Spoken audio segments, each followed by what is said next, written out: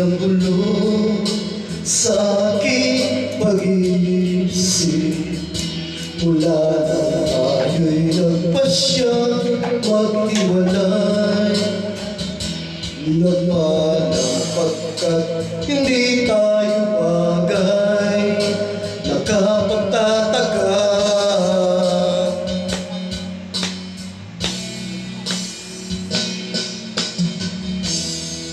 Kung bakit ganito ang aking kapalaran, di ba't ilang ulit